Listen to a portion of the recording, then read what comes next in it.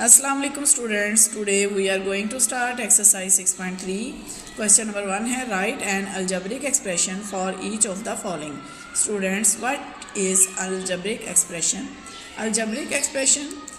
An algebraic expression is a mathematical expression that consists of variables, numbers and operations. For example, 2x plus 3. Second example है 2 minus 90.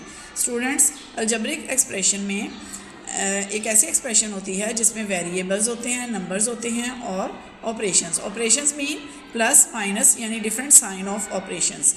ठीक है, इसमें इन तीनों चीज़ों को मिलाएं तो एक अलजेब्रिक एक्सप्रेशन बनती है। और इस क्वेश्चन में भी हमने इस स्टेटमेंट को अलजेब्रिक एक्सप्रेशन में राइट करना है। पार्ट 1 है p मोर देन 7। सोल्यूशन लिख के क्वेश्चन को रिपीट कर लिया। मोर देन का मतलब है कि इसमें 7 ऐड हो रहा है। ठीक है, तो यहाँ p ऐसे इसको हम अलजेब्रिक एक्सप्रेशन में लिखेंगे p as it is more than 7, यानी p जो है वो 7 से ज़्यादा है। तो ज़्यादा कब होता है? जब हम नंबर को ऐड करते हैं। तो ये आ जाएगा p प्लस 7। ये एक अलजेब्रिक एक्सप्रेशन बन गई जिसमें वेरिएबल भी आ गया, नंबर और एक sign of operation. Next part है 5 टाइम्स x। सोल्यूशन लिखा, क्वेश्चन को रिपीट किया। 5 टाइम्स का मतलब है कि 5 मल्टीप्लाई x।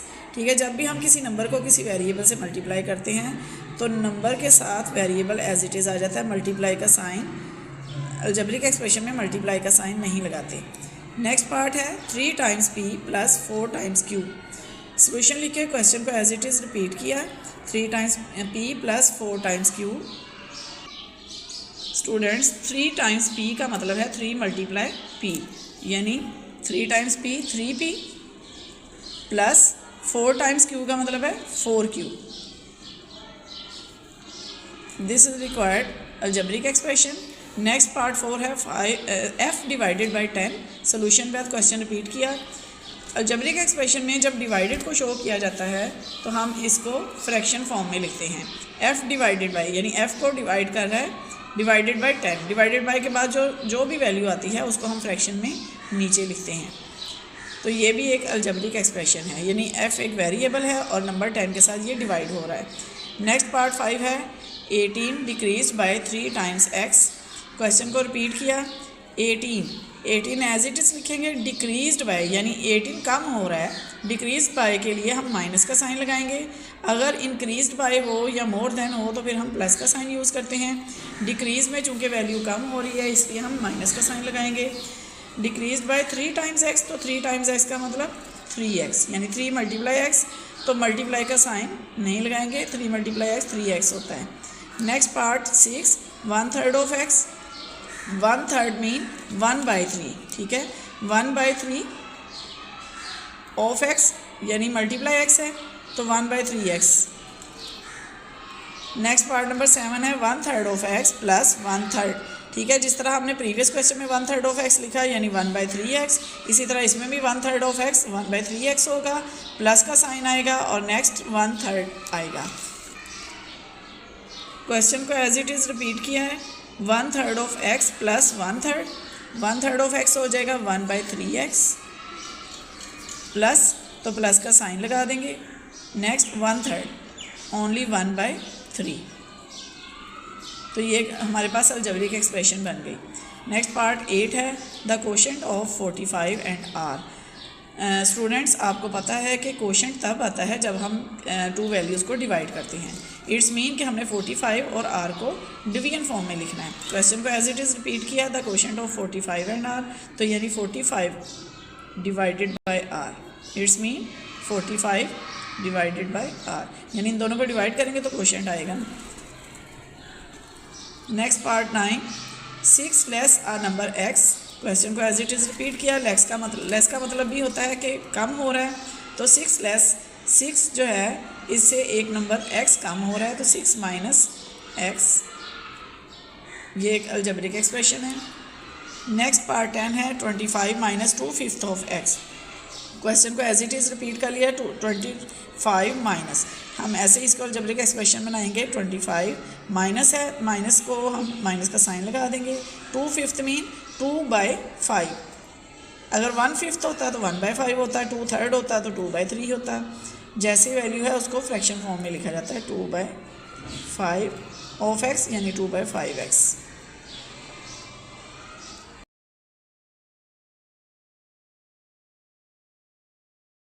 नेक्स्ट एक्सरसाइज 6.3 का ही क्वेश्चन नंबर 2 है। If x is equal to 6 then evaluate the following expressions. Students इस एक्सप्रेशन में इसमें पार्ट 1 है 2x + 3, ये एक एक्सप्रेशन है। इसमें x की वैल्यू उन्होंने कहा है x इज इक्वल टू 6 है, ठीक है। x की वैल्यू 6 पुट करके हमने इसको एवेलुएट करना है यानी इसको सॉल्व करना है। तो यहाँ क्वेश्चन को एज इट इज़ रिपीट कर लिया है। तो नेक्स्ट हम लिखेंगे put x is equal to 6।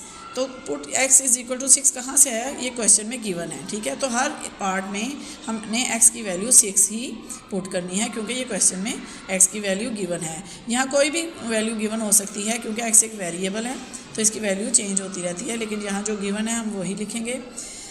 2x is equal to का साइन लगाएंगे हर स्टेप पे, 2x की जगह पे x की वैल्यू पुट करेंगे इंटू लगा के, ठीक है। जब भी वैल्यू पुट करते हैं तो इंटू लगाते हैं। नेक्स्ट प्लस का साइन और 3 as it is. Same 2x + 3 इस एक्सप्रेशन को हमने लिखा है बट x की जगह पे 6 की वैल्यू पुट कर दी है। फिर 2x का मतलब था 2 × x, ठीक है। तो यहाँ हम 2 को x की वैल्यू से मल्टीप्लाई करेंगे, 2 6 12। स्टूडेंट्स ये याद रखेंगे 2 और x को मल्टीप्लाई किया तो 12 आया +6 + 3, 12 + 3 is equal to 15। This is our answer. Next part 2 है। नेक्स्ट पार्ट 2 है x - 2। सोल्यूशन लिखा, क्वेश्चन को एज इट इज़ रिपीट किया। नेक्स्ट फिर लिखेंगे put x is equal to 6 यानी 6 x की वैल्यू पुट करेंगे। x - 6 का मतलब है x - 2, x की वैल्यू 6 पुट की, -2 एज इट इज़ आ गया तो 6 - 2 जो हमारे पास आंसर आ जाएगा वो है 4। नेक्स्ट पार्ट 3 है x/3 - 27। सोल्यूशन पर question as it is repeat किया। Put x is equal to 6 as it is, जैसे हर पार्ट में हम x की वैल्यू 6 पुट कर रहे हैं इसमें भी x की वैल्यू 6 पुट करेंगे। x/3 की जगह x की वैल्यू हमने 6 पुट की है, 6/3 आ गया -27। अब स्टूडेंट्स जैसे हम फ्रैक्शन को प्लस या माइनस करते हैं एज इट इज़ सेम ऐसे ही इसको माइनस करेंगे। आपको पता है फ्रैक्शन में हम एलसीएम लेते हैं तो 27 के नीचे कोई डिनोमिनेटर नहीं है। 6/3 का डिनोमिनेटर 3 है तो 3 ही एलसीएम आ जाएगा हमारे पास। और जब इस तरह की कोई वैल्यू आती है जिसमें दूसरी तरफ डिनोमिनेटर मौजूद ना हो तो सेम वही एलसीएम आ जाता है और 6 भी एज इट इज़ आ जाएगा। -27 को हम मल्टीप्लाई करेंगे, × 3 यानी 27 को एलसीएम 3 के साथ मल्टीप्लाई करेंगे। नेक्स्ट 6 - 27 को 3 से मल्टीप्लाई करेंगे तो 81 आ जाएगा। अब 6 - 81, आपको पता है कि 6 में से 81 माइनस नहीं हो सकता तो यहाँ ग्रेटर वैल्यू 81 है, 6 पॉजिटिव है 81 नेगेटिव है। तो जैसा कि हम पहले भी ऐसे कर चुके हैं कि 81 में से 6 माइनस करेंगे तो 75 आता है बट साइन माइनस का आएगा क्योंकि ग्रेटर वैल्यू 81 है तो इसलिए -75/3। अब 75 को 3 से डिवाइड करेंगे तो हमारे पास आंसर आ जाएगा -25 क्योंकि नेगेटिव वैल्यू को जब पॉजिटिव के साथ डिवाइड करते हैं तो आंसर नेगेटिव आता है। नेक्स्ट पार्ट 4 है 9 - 3x/4। सोल्यूशन का question as it is repeat किया। Put x is equal to 6। Question को में से x की वैल्यू हम 6 पुट करेंगे, बाकी क्वेश्चन एज इट इज़ आ जाएगा, ठीक है। 9 - 3 × 6, 3 के साथ x है ना, जब x की वैल्यू किसी कोएफिशिएंट के साथ होती है तो हम उसमें x की वैल्यू ब्रैकेट के साथ लिखते हैं। x की वैल्यू 6 पुट की, नीचे 4 एज इट इज़। देन हमने 3 को 6 के साथ मल्टीप्लाई कर देना है, 3 6 18/4।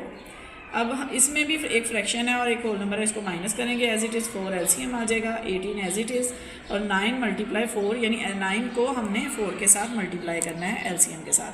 9 4 36 -18, 36 - 18 18 होता है और 4 एज इट इज़ आ गया। अब 18 और 4 को हम लोएस्ट फॉर्म में करेंगे। देखें ये दोनों 2 से डिवाइड हो रहे हैं, हम इन दोनों को जब 2 से डिवाइड करेंगे तो 2 9 18 होता है और 2 2 4 होता है तो 9/2 हमारा आंसर आ गया। नेक्स्ट पार्ट 5 है x - 9। x - 9 as it is repeat किया। Put x is equal to 6, x की वैल्यू 6 पुट करेंगे -9। अब आपको पता है कि 6 में से 9 माइनस नहीं हो सकता तो ग्रेटर वैल्यू में से स्मॉलर वैल्यू हम माइनस करेंगे। 9 - 6 -3 आएगा क्योंकि 9 ग्रेटर वैल्यू है तो जो ग्रेटर वैल्यू का साइन होता है वही आंसर में आता है। नेक्स्ट पार्ट 6 है 9x + 3। सोल्यूशन के बाद question as it is repeat किया, put x is equal to 6, ठीक है, x की वैल्यू 6 जैसे क्वेश्चन में गिवन है वो लिखेंगे। नेक्स्ट 9x है तो 9 लिख के x की जगह पे x की वैल्यू इंटू लगा के पुट करेंगे 6 प्लस 3 एज इट इज़।